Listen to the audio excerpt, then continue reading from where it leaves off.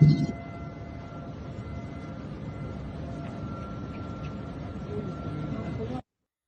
day, this is Dimitri Lascaris coming to you for Reason to Resist from Kalamata, Greece on May 4th, 2026.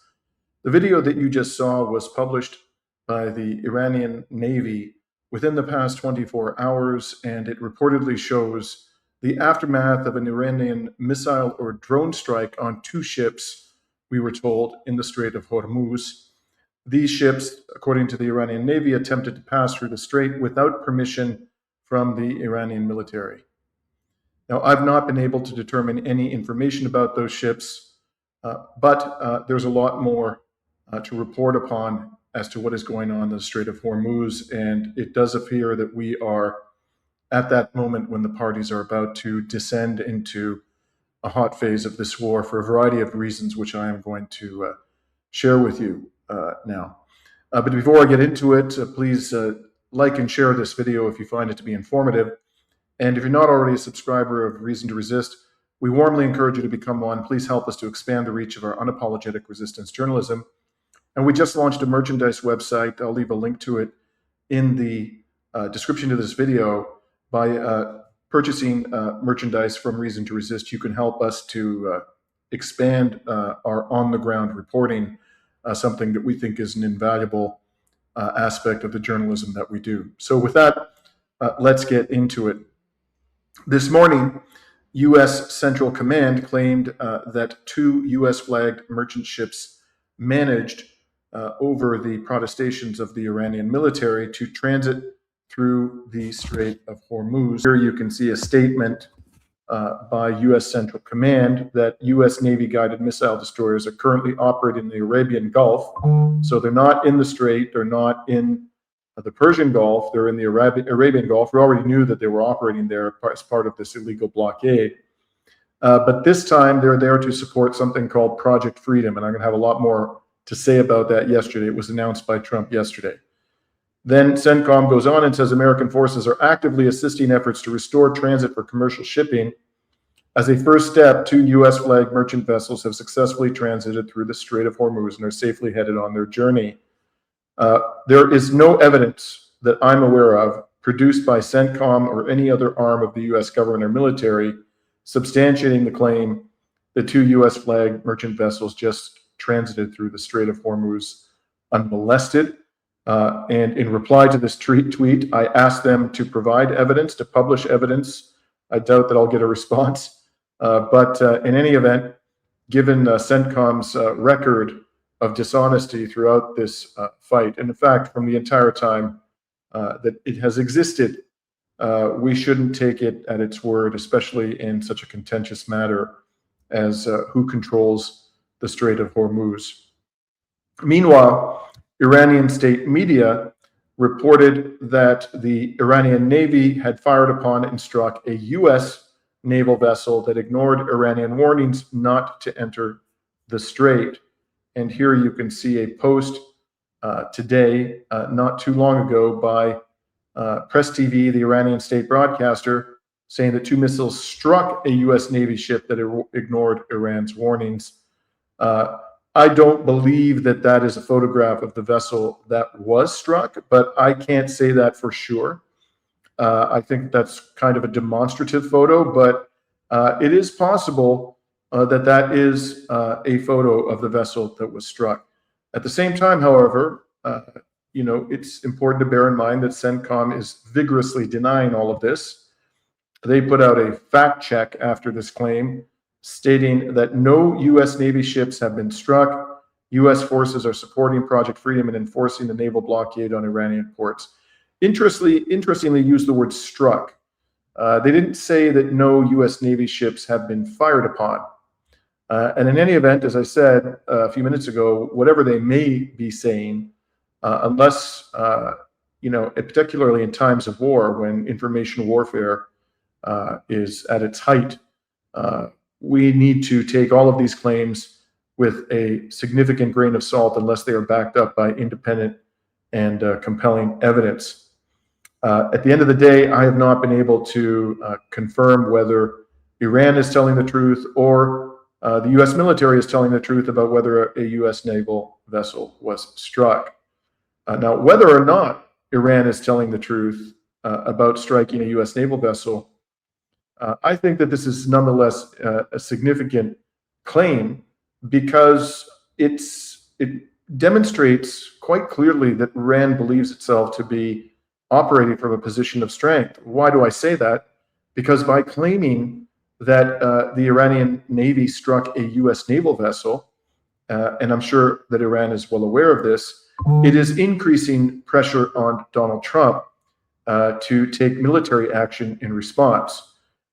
So as we all know, Trump fancies himself a winner. It's the defining characteristic of the Trump mystique. He wins at everything and by a historic margin. And any suggestion that the U.S. Navy just took a blow and did not retaliate to it is going to increase his incentive to respond militarily. As I say, I think Iran understands this perfectly well. And the mere fact that they're making this claim, which is obviously going to come to the attention of a lot of Americans, I think demonstrates or is one piece of evidence about the degree to which they believe themselves to be operating from a position of strength, not only on the battlefield, but in the realm of information warfare as well. Now, one thing that we can confirm here at Reason to Resist is that within the past 24 hours, Iran has fired upon a vessel flagged by the United Arab Emirates. And here you see the claim by the X account Iran military media. Following the UAE's disregard for warnings from the Iranian Navy, Iran launched an attack on the ADNOC oil tanker with 2 drones in the Strait of Hormuz. Now, how do we know that this claim is accurate? Because the dictatorship of the United Arab Emirates complained about the attack. And here you can see a report in Reuters. The vessel, the oil tanker in question, which according to the UAE was empty, wasn't carrying any oil.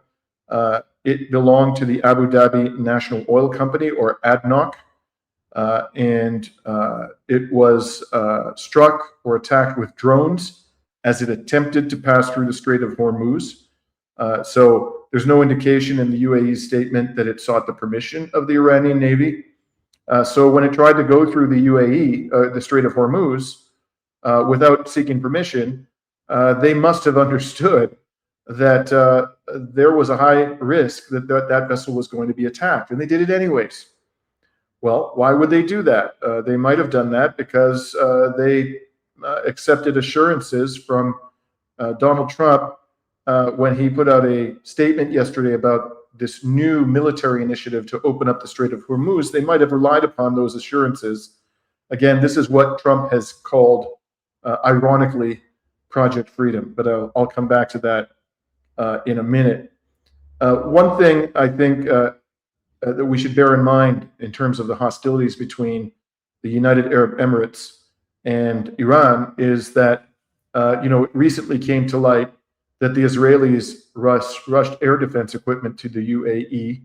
The UAE seemed to have no problem with that information becoming public, as far as I could tell, which really shows the extent to which the UAE is aligned with this diabolical entity called Israel, which is doing everything possible to destroy Iran and mass murdering its people. And not only that, but there were credible reports that the Emirati Air Force, using its Mirage jets, attacked an oil infrastructure facility during the hot phase of the war. And I've seen reports on Telegram resistance channels which say that or suggest that the Iranian military has come to the conclusion that, in fact, the UAE military was directly involved in attacking Iranian territory during the first hot phase of this war. And I'm going to show you some other recent developments which suggest that things are particularly heating up, getting quite hot between the UAE and Iran. Now, separately, the Iranian military published a recording of a warning which it says it issued within the past 24 hours or so to ships that were operating in or near the Strait of Hormuz. And this is what that recording had to say.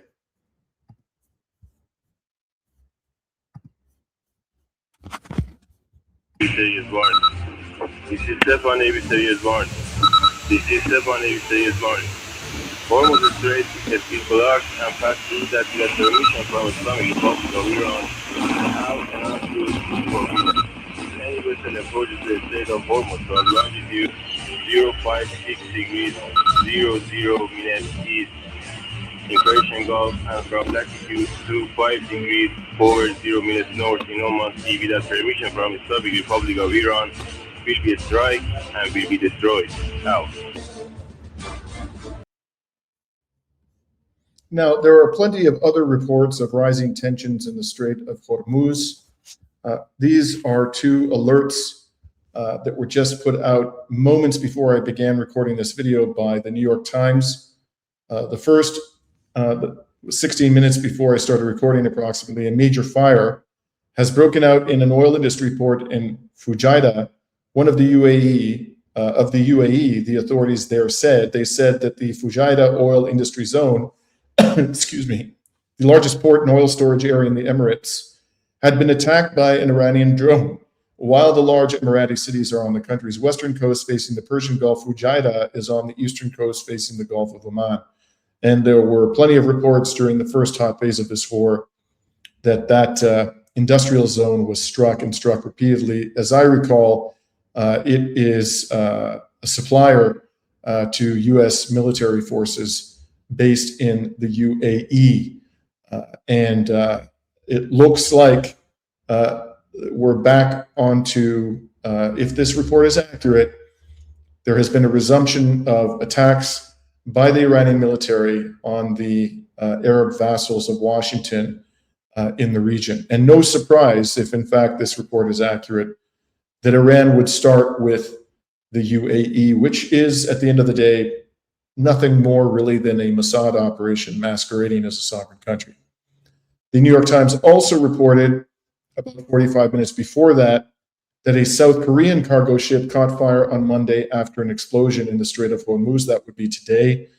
This was according to the South Korean Foreign Ministry. Of course, South Korea, I think, would be deemed by Iran to be a hostile state, not only because it is closely allied with the United States, but also because there were reports that the United States removed air defense systems from South Korea and brought them into the theater of war to defend the genocidal Israeli entity and its own military forces, which were attacking Iran.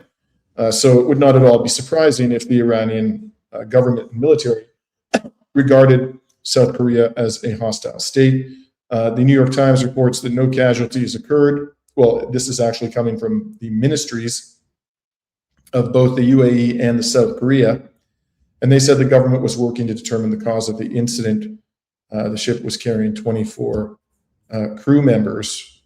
I just want to point out here that we've now seen reports today, these are not the first by any means, of Iran using drones to attack vessels in the Strait of Hormuz. And this harkens back to something that I've said repeatedly. A lot of the focus in the discussion about the blockade of the Strait of Hormuz has been on mines, sea mines. And Iran has plenty of those, of many different types and capabilities, but it's got so many other ways to damage uncooperative vessels. Drones, of course, are one of them, and it has those in abundance. They can be fired not only from the coast, but from points well inland because they have a range of hundreds and hundreds of kilometers. They have what they call midget-class diesel submarines that can operate in the shallow waters of the Persian Gulf. They have the fast attack boats, apparently hundreds of those. I'm going to show you some satellite imagery about those types of vessels operating in the Gulf this weekend. So there is no end of means by which, and that's not exhaustive, by the way, there's no end of means by which Iran can threaten ships operating in the Strait of Hormuz. And as I've said many times, it's so important to understand, my friends, Iran doesn't need to blow up every vessel that even thinks about entering the Strait of Hormuz to put an effective end to maritime traffic.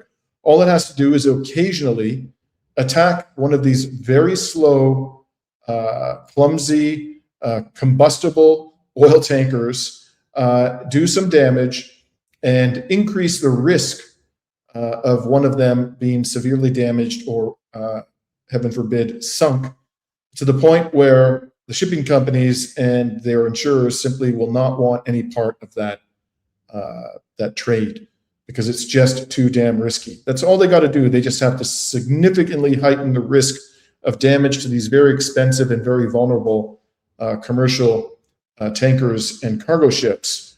That's all. And that's why I say over and over again, there is no military solution to Iran's decision to severely restrict traffic through the Strait of Hormuz. The only way to get it open is to make sufficient concessions to the government of Iran, which here is a victim of aggression and has suffered. Its people have suffered enormously as a result of this criminal war. Appropriate concessions have to be made to the government of Iran, and until then, the strait will remain effectively closed, and the global economic situation will deteriorate and deteriorate with increasing rapidity.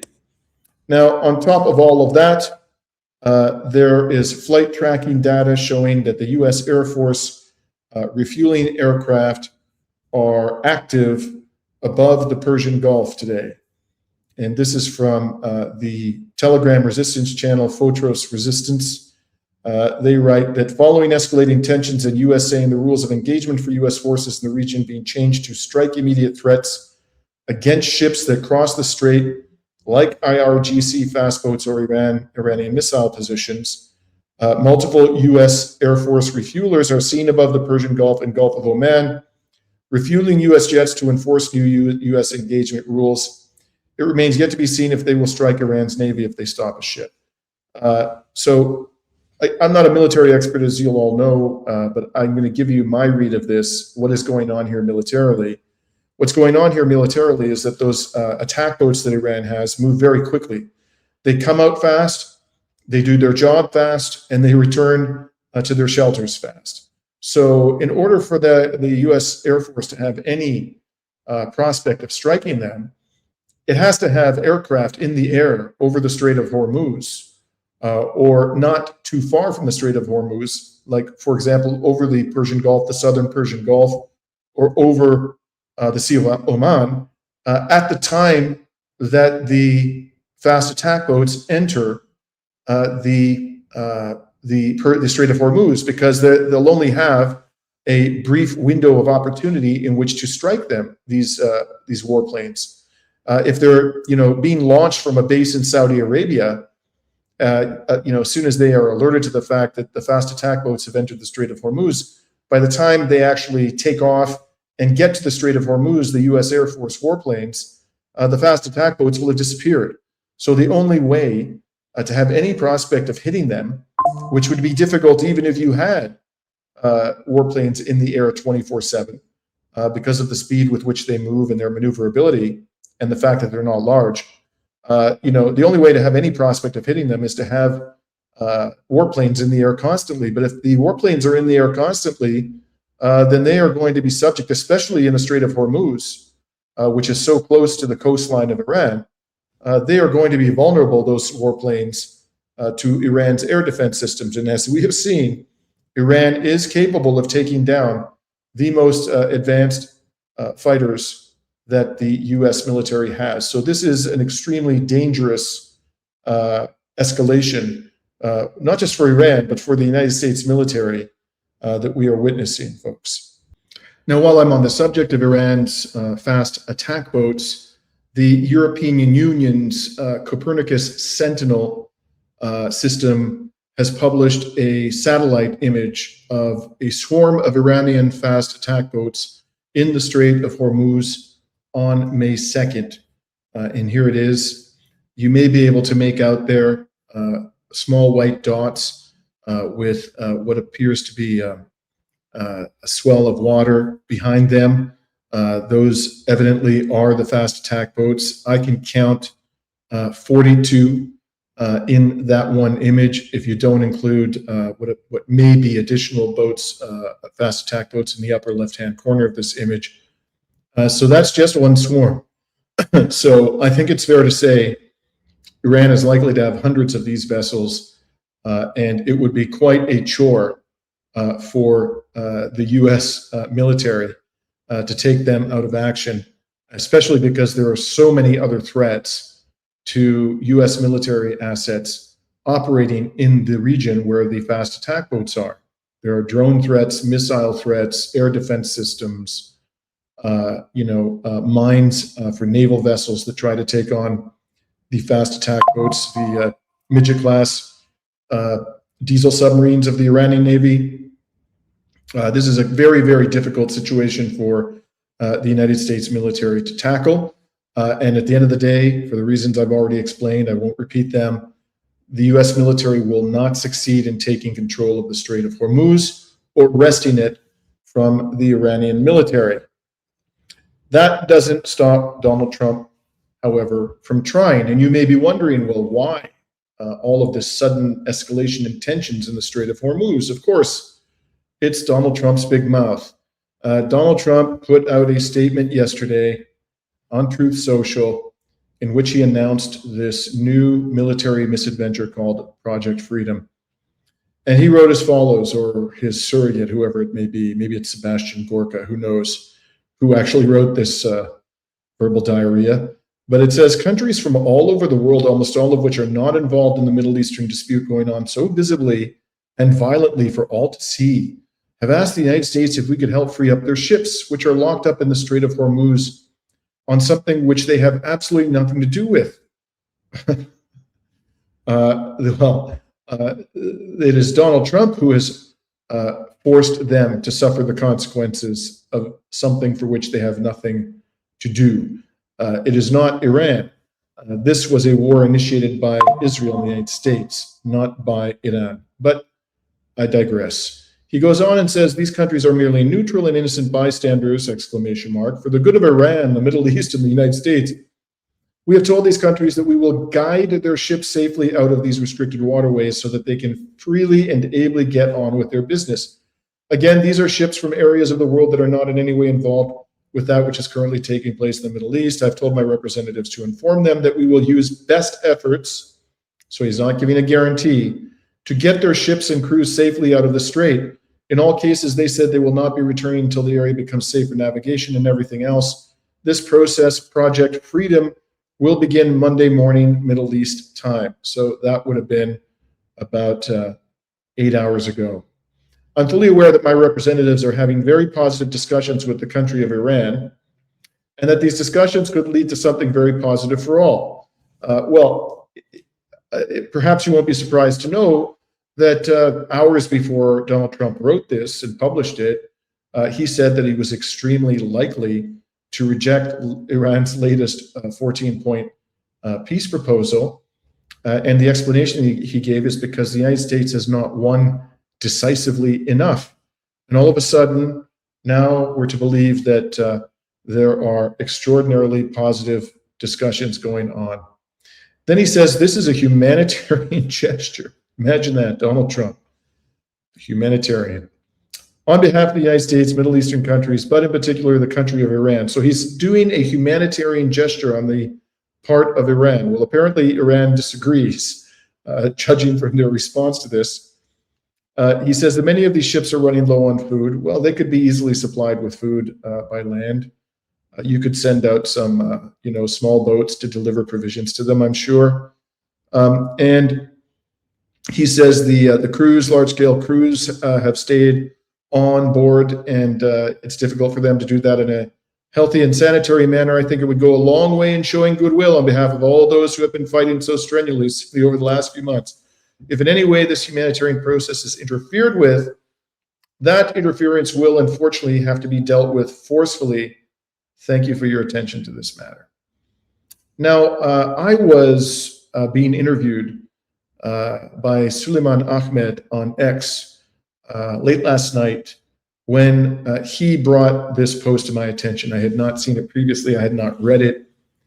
He quickly summarized it for me, and my immediate reaction when I heard about this was that it's a fraud. Because as someone who was in the Strait of Hormuz just a few weeks ago and saw the challenges with my own eyes and heard from people in the area, officials, about the many ways in which Iran can shut down the strait, I can assure you that any attempt by the U.S. military, the Navy in particular, to send vessels into the Strait of Hormuz would amount to a suicide mission. And if you don't want to take my word for it, just ask yourselves why we are now into the month of May. They launched this war of aggression on February 28th. Why haven't they attempted to send vessels into the Strait of Hormuz before to seize control of it and to provide safe passage to these other vessels? And why did the Europeans refuse, despite all of the verbal abuse they took from Donald Trump, to send their naval vessels to try to wrest control of the Strait of Hormuz from the Iranian military? Because all of them understood perfectly well that it was a suicide mission. So it was for that reason, when Suleiman told me this, and also the fact that Donald Trump has absolutely no credibility, that I expressed serious doubts that the U.S. Navy was actually going to attempt something so harebrained as escorting vessels through the Strait of Hormuz. And my exact words were, "I'll believe it when I see it." If you want to, watch my response, you can do that on Suleiman Ahmed's channel. But in any case, we now have, as a result of some reporting today by the U.S. corporate media, confirmation, I would argue, of exactly what I said last night, that this is a fraud and that the U.S. military is not really going to try to escort vessels, civilian vessels, oil tankers and cargo ships through the Strait of Hormuz without the consent of Iran. And here's one of the U.S. corporate media outlets which shed light on what's really going on here. This is the ever reliable mouthpiece of the U.S. political elite, Axios, and Barak Ravid in particular is the author of this piece. He seems to be the go-to propagandist for the Trump regime, a former soldier in the Israeli military, I might add. And he says, the title you can see there, U.S. Navy will guide ships out of Strait of Hormuz from Monday. And the article begins with a recitation of the fact that Trump said the U.S. Navy will start guiding ships from foreign countries through the Strait of Hormuz Monday, and warned that if Iran tries to disrupt the process, the American military will use force. And then you read further on and you learn this: the new Hormuz Strait Initiative will not necessarily include U.S. Navy ships escorting commercial vessels, according to two American officials. Yes, the ever-present anonymous American officials. One of them said the U.S. Navy ships will be in the vicinity in case they need to prevent Iran's military from attacking commercial ships moving through the strait. The official said the U.S. Navy is going to provide commercial ships with information on the best maritime lanes in the strait, especially when it comes to using lanes that were not mined by the Iranian military. Now, in my view, for you to accept the U.S. encouragement to move through the strait unescorted by warships and relying upon verbal guidance or data they've provided to you, you'd have to be one hell of a chump, a sucker, and a damned fool, because whatever guidance they may give you, these large, slow-moving, highly combustible oil tankers are going to be easy pickings for the Iranian military. There's no guidance that the U.S. military can give to these ships that would enable them to evade drone strikes, missile strikes, submarine strikes, fast attack boats. It's not just the mines. So even if the Americans could, give them guidance that allows them to avoid the mines, and Iran can move its mines around. It's not like those mines are always going to be in one place. But let's assume that this guidance would effectively nullify the threat provided by mines. What about the drones? I just showed you that today a vessel from the UAE was attacked with drones. The UAE admitted it. So there's absolutely no way that the U.S. Navy can provide guidance which would protect these people. And so if they would be going in there, they would be going in there effectively on a suicide mission, these commercial vessels. I don't think the U.S. military is going to find many maritime transportation companies that are interested in taking it up on its offer of guidance. And if they do, they're going to find out the hard way how many ways Iran has to damage and even sink ships that try to go through the Strait of Hormuz without its consent. So again, this is a fraud. This is not something, it's not going to involve naval escorts. The United States military is not going to put, its destroyers at risk by sending them back and forth through the Strait of Hormuz with these commercial vessels. I think what may well be going on here is that Trump is trying to bait the Iranians into attacking these commercial ships, and then he can use that as an excuse to resume the hot war against Iran, which is explicitly what he threatened to do in his post yesterday. He said if they attack these ships, which they've been doing consistently since the beginning of the war, any ship that tries to go through without their consent is oftentimes attacked, and is certainly at great risk of attack. This is not new. What Trump is doing is trying to fashion a narrative which makes it look like Iran restarted the war, when in fact it is the United States that is restarting the war. I think that's what's going on here. And of course, the fact that Trump issued this statement on Sunday afternoon, a few hours before, less than 24 hours before markets reopened on Monday morning, oil markets, that too, I think, is significant. This was a way, as I mentioned, his post not only talked about, reopening the Strait of Hormuz, but also about how swimmingly the negotiations were going between the United States and Iran.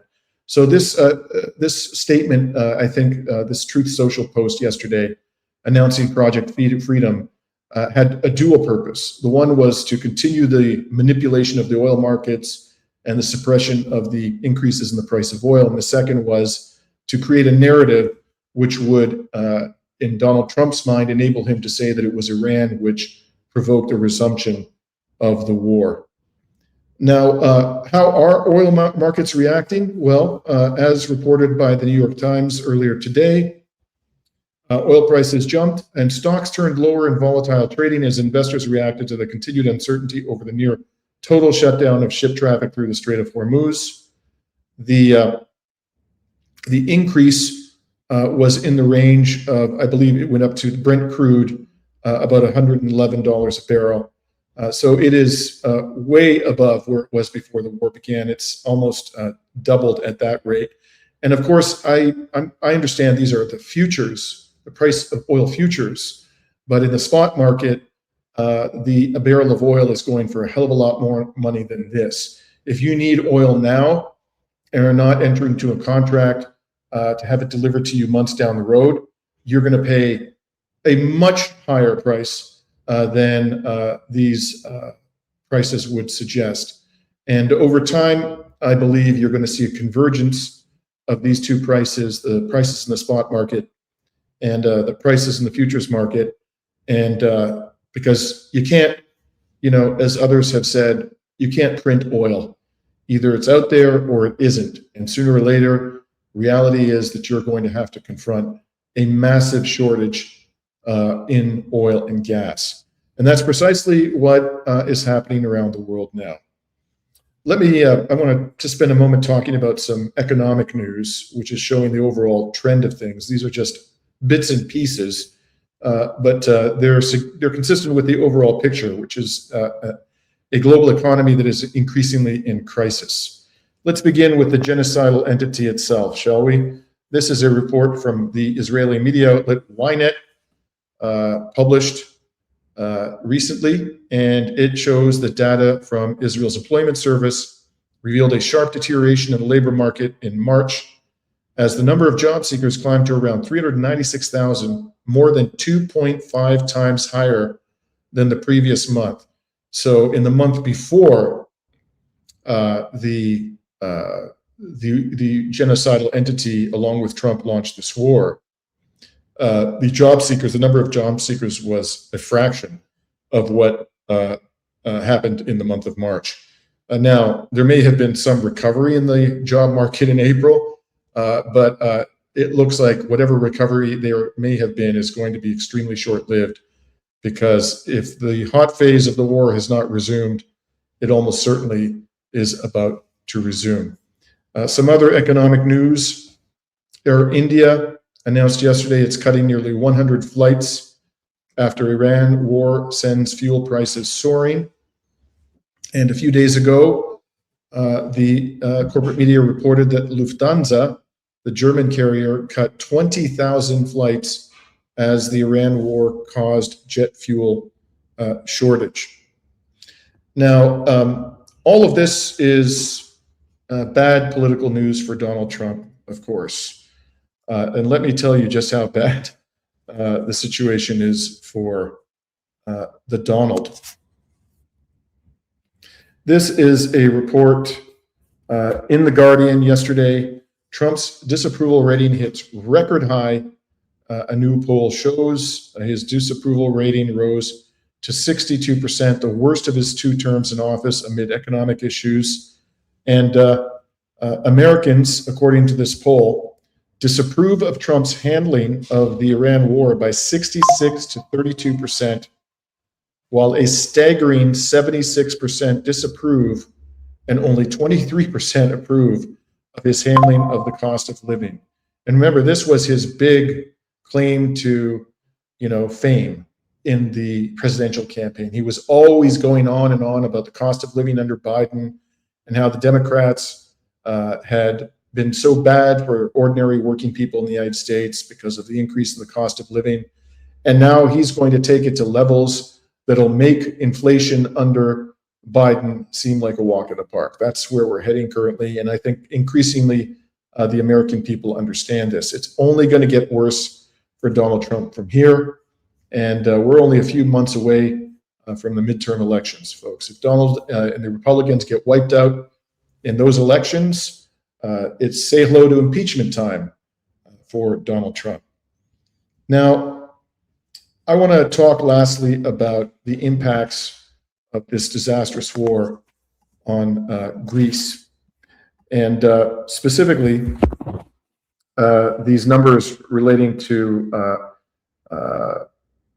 unusual and severe actions taken by international air carriers to reduce their traffic in the months ahead. The Greek economy is critically dependent upon tourism. Tourism accounts for a whopping 34% of Greece's annual GDP.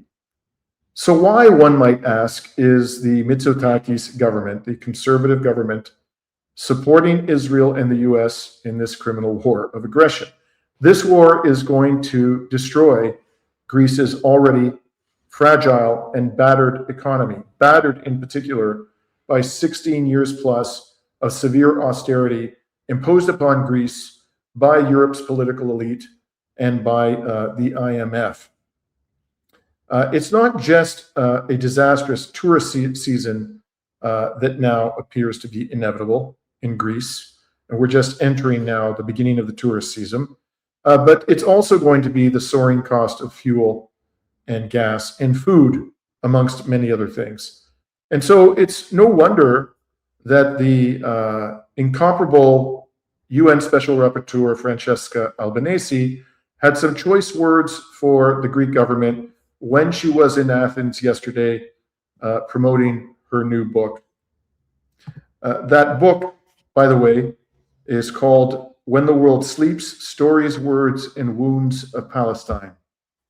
And at the event, Ms. Albanese said that Israel chose Greece to advance its regional ambitions. Not that Greece chose Israel. Israel chose Greece. And she argued that in some circles in Greece, the pundits and experts and politicos have a wrong perception of their alliance with Israel.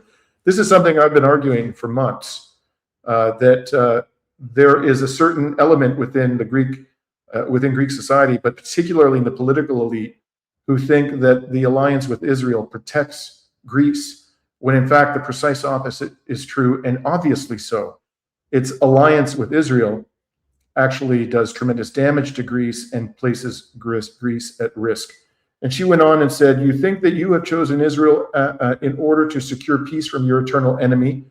And I think she's almost certainly referring there to Turkey. "I don't think so," she said. "Israel has picked you, Israel has chosen you, and is going to exploit your fears and your insecurity, because this is what Israel does to advance its regional hegemony." Albanese reminded her audience, according to The Guardian, that the states have obligations not to be complicit in Israel's crimes. Quote, "Apart from the moral injury, I mean, as a lawyer, I can tell you this is unlawful and there should be accountability. So those who continue to authorize transfers of weapons or goods from or Israel into Greece or from Greece to Israel should be held accountable," she said. That is a message that I have had for the Greek people repeatedly on this program. So Kyriakos Mitsotakis is not only betraying international law, he has betrayed and is betraying his own people. By aligning Greece with Israel, Mitsotakis is heightening tensions with Turkey. Israel's leaders, these people who stand shoulder to shoulder with Mitsotakis at every opportunity, are openly calling Turkey their enemy and suggesting that Turkey is next. I recently played a video of Naftali Bennett, who may well be the next prime minister of Israel, describing Turkey as the new Iran. You don't think that causes alarm in Ankara when they see what Israel and the United States are doing to Iran? And this man who served as Israel's prime minister in the past and aspires to be the prime minister again is saying that Turkey is the new Iran. So our alliance with Israel is not relaxing tensions with Turkey. It is heightening them, arguably to an unprecedented degree. Quite apart from that, and again, as I've covered on this program, the Suda Bay Naval Base in Crete, and quite possibly other naval bases used by the U.S. military in Greece, are being used to funnel military materiel to West Asia during this time of criminal war of aggression against Iran, which gives Iran an incentive to strike those military bases and any military bases on Greek soil that are being used to facilitate the criminal war of aggression. And Iran has the capability to strike Greece. It has ballistic missiles, which Greece's air defenses could never dream of taking down, that will, especially the hypersonic missiles in its arsenal, that would reach Greece if Iran chose to go down that road. And thankfully, it has not done so up until this point in time. But Mr. Mitsotakis is giving the Iranian military an incentive to regard Greece as both an enemy and as a target. And quite apart from all of that, Mr. Mitsotakis is destroying the standing of Greece in the international community by aligning himself with these baby-murdering psychopaths in every imaginable way, I might add. So I say that Kyriakos Mitsotakis is a traitor to his own people. He should be hauled before a domestic court and tried for high treason in accordance with due process of law, of course. And if found guilty, and I believe that he should be found guilty, he should pay the maximum penalty provided for under Greek law for the commission of high treason. This is Dimitri Lascaris coming to you from Kalamata, Greece on May 4th, 2026.